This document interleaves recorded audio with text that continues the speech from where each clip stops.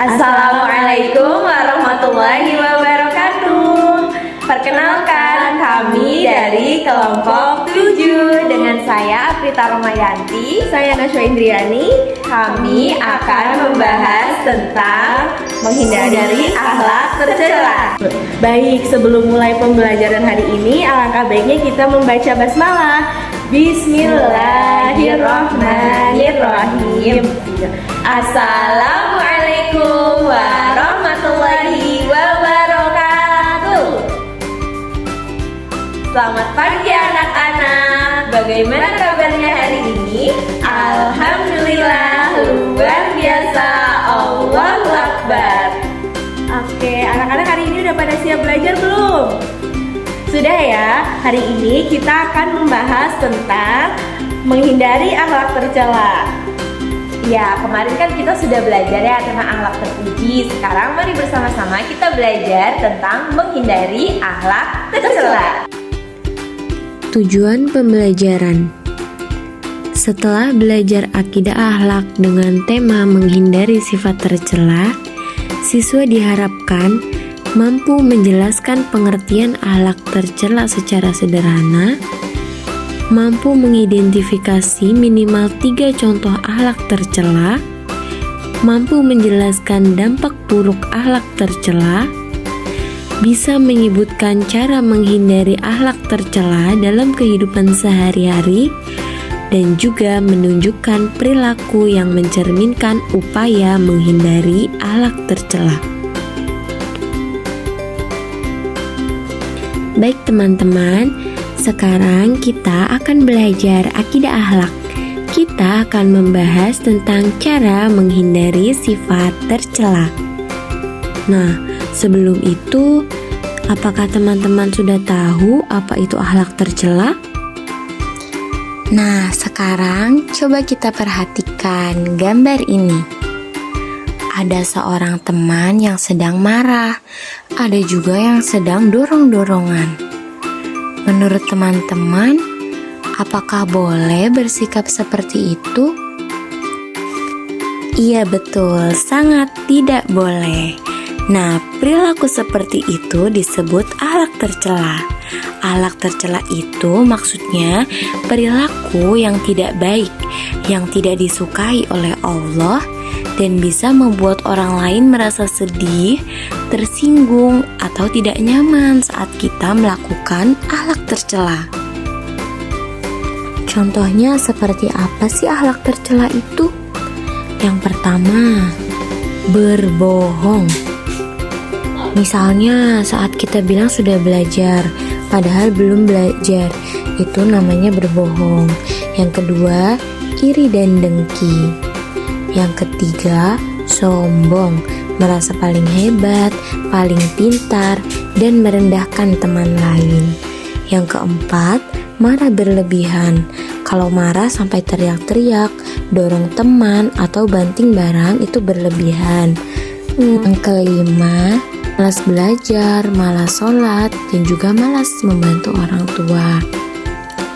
Yang terakhir ada mengejek teman. Itu juga merupakan akhlak tercela. Nah, kenapa sih kita tidak boleh melakukan akhlak tercela? Karena melakukan akhlak tercela ada banyak sekali dampak buruknya. Yang pertama, kita jadi tidak punya teman, karena orang lain akan menjauh karena kita selalu melakukan akhlak yang buruk. Yang kedua, orang lain tidak percaya lagi. Kalau kita sering berbohong atau nakal, orang lain jadi ragu dengan kita. Yang ketiga, membuat suasana tidak nyaman. Di kelas sering ribut, di rumah jadi tidak tenang juga. Yang keempat, menyebabkan pertengkaran. Akhlak yang buruk bisa membuat kita berkelahi atau bertengkar. Yang terakhir, menghambat cita-cita. Kalau kita malas, suka berbohong, suka marah-marah, kita sendiri yang rugi karena susah mencapai impian. Maka dari itu, kita harus berusaha selalu menjauhi akhlak tercela supaya kita jadi anak yang baik, disayang Allah, disukai teman, dan hidup kita jadi lebih bahagia.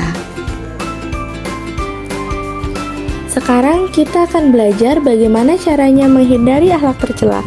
Sebenarnya caranya tidak sesulit yang dibayangkan loh, karena semuanya bisa dimulai dari kebiasaan kecil yang kita lakukan setiap hari. Yang pertama, kita bisa membiasakan diri untuk berkata jujur. Meskipun jujur itu kadang tidak mudah, dengan berkata jujur, kita akan dipercaya orang lain dan orang lain pun akan nyaman berada di dekat kita. Yang kedua, kita belajar bersyukur dengan apa yang kita punya, supaya tidak mudah iri terhadap orang lain. Setiap orang punya rezeki dan kelebihannya masing-masing, jadi kita tidak perlu membandingkan diri dengan orang lain. Yang ketiga, kita perlu belajar mengontrol emosi. Kalau marah, caranya itu kita tarik nafas terlebih dahulu dan juga coba tenang. Jangan langsung berteriak ataupun memukul, karena itu hanya akan membuat masalah semakin besar. Yang keempat, kita harus berusaha bersikap rendah hati. Ingat bahwa manusia tidak ada yang sempurna. Kita punya kelebihan, tapi juga punya kekurangan. Dengan rendah hati, kita akan lebih mudah berteman dengan siapa saja. Yang terakhir, kita harus melatih diri untuk rajin dan juga disiplin. Disiplin membantu kita mengerjakan tugas tepat waktu, menjaga kebersihan, dan bertanggung jawab pada hal-hal kecil maupun besar. Jika kita membiasakan semua ini, sedikit demi sedikit kita akan tumbuh menjadi pribadi yang lebih baik setiap harinya. Selanjutnya, kenapa sih kita harus berusaha supaya menghindari akhlak tercela? Betul, karena akhlak yang baik akan membuat hidup kita lebih mudah dan juga bahagia. Dengan berperilaku baik, kita bisa punya banyak teman, suasana sekolah jadi menyenangkan, dan orang-orang di sekitar kita merasa aman dan juga nyaman. Selain itu, akhlak yang baik juga membantu kita meraih prestasi, karena kita terbiasa disiplin, sopan, dan juga bertanggung jawab. Yang paling penting, Allah menyukai anak-anak yang menjaga akhlak dan menjauhi perilaku buruk. Jadi, setiap kebaikan kecil yang kita lakukan akan menjadi amal yang paling berharga. Dari semua materi yang sudah kita pelajari hari ini, kita bisa menyimpulkan bahwa akhlak tercela adalah perilaku buruk yang harus kita jauhi. Perilaku seperti berbohong, iri, marah, sombong, malas, dan juga suka mengejek teman hanya akan membuat hidup kita menjadi lebih sulit dan hubungan dengan orang lain menjadi rusak. Untuk menghindarinya, kita perlu membiasakan diri berbuat baik setiap hari, seperti berkata jujur, bersyukur, mengontrol emosi, bersikap rendah hati, dan juga disiplin. Jika kita mau berusaha, kita bisa menjadi anak yang berakhlak mulia, disukai teman, disayang guru, dan juga dekat dengan Allah. Semoga kita bisa terus memperbaiki diri dan menjadi pribadi yang membawa kebaikan dimanapun kita berada. Alhamdulillah, pembelajaran hari ini telah selesai.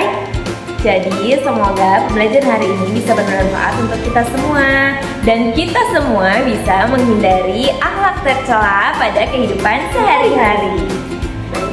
Karena pembelajaran hari ini telah selesai, alangkah baiknya kita membaca hamdalah Bersama-sama. Alhamdulillahirabbil alamin. Wabillahi taufiq wal hidayah. Wassalamualaikum warahmatullahi wabarakatuh.